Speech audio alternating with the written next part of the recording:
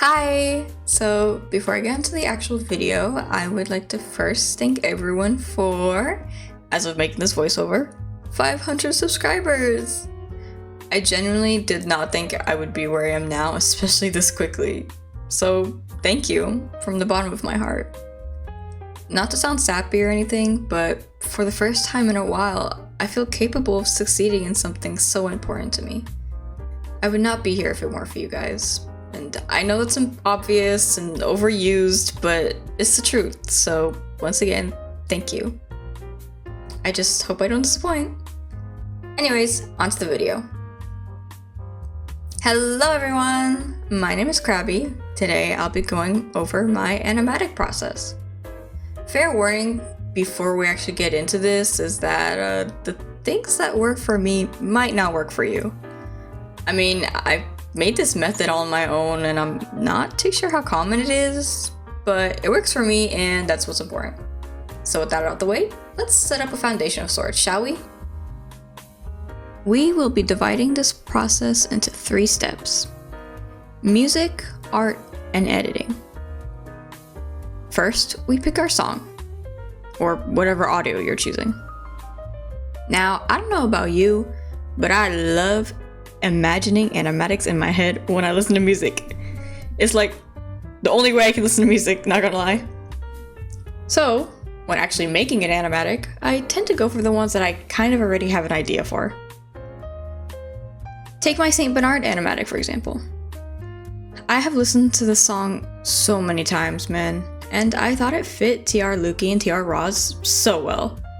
So, after my 5th listen of the song with those 2 in mind, I managed to have a basic idea of each scene I wanted to include. Now, although I had the idea, it's a lot easier to set everything up once it's all laid out in front of you. So what I like to do is search up the lyrics of the song, usually Google Lyrics will just pop up, and screenshot the lyrics so it's all in 1 or 2 images. Then I'll go in my art software, I use IBIS Paint, to write notes next to each line or section in the song where I have a specific scene in mind. If there are scenes that are a bit difficult to translate perfectly into words, it might be better just to make little quick thumbnails for each scene, so future you can get the gist of your original idea. Which leads us into the art process.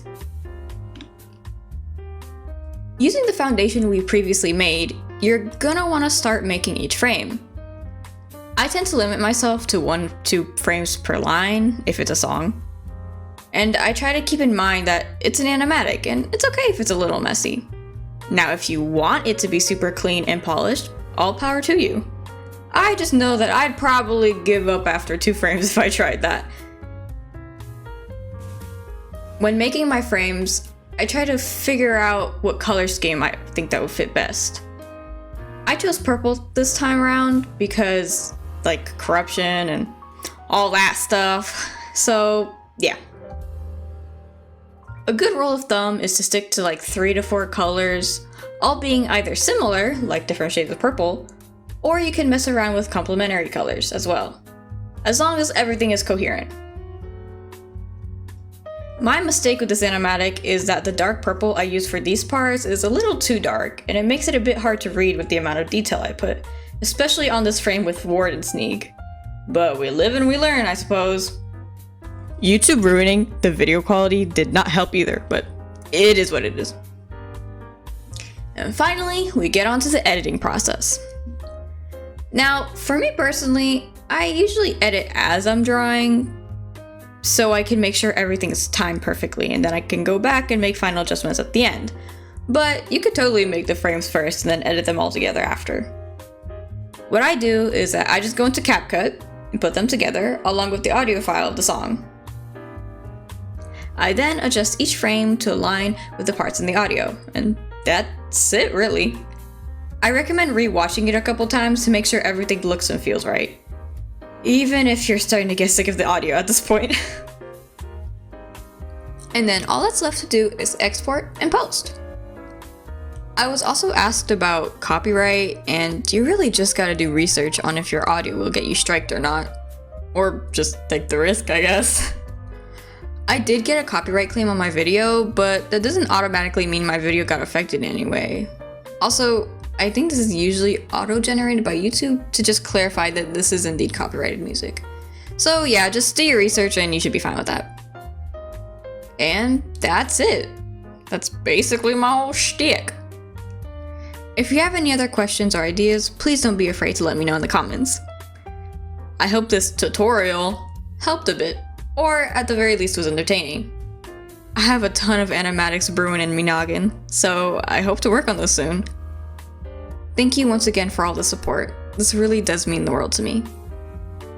Whether this is our last time meeting or not, it has been an absolute pleasure. With that being said, have a lovely day. Bye-bye! Hi, editing crap here. I forgot to mention, I also do commissions, so if you're interested, you like my art, and you want to support me, just look at my description and you should see my link tree, and in my link tree there's my commissions page, and there's all the information. So yeah, please commission me. Okay, bye.